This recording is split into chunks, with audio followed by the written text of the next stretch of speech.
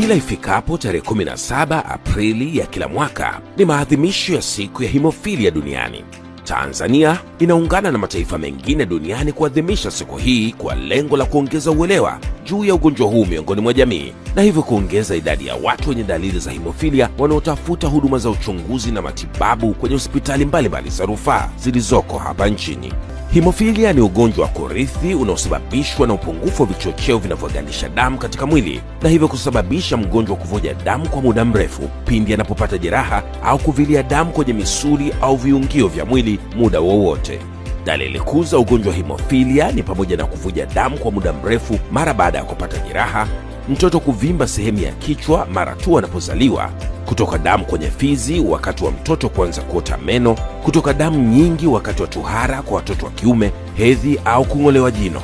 na kuvimba viungo yani joint muda wowote hata pasipo kuumia. Katika kutekeleza mkakati endelevu wa uimarishaji wa utoaji wa huduma za afya nchini, Wizara ya Afya kwa kushirikiana na hospitali za rufaa zilizoko nchini inatoa wito kwa mtu yeyote mwenye dalili za ugonjwa wa hemofilia kwenda kwenye kliniki ya hemofilia iliyo karibu nawe kwa ajili ya vipimo na matibabu zaidi. Ujumbe huu unaletwa kwako na Wizara ya Afya, sehemu ya elimu ya afya kwa umma.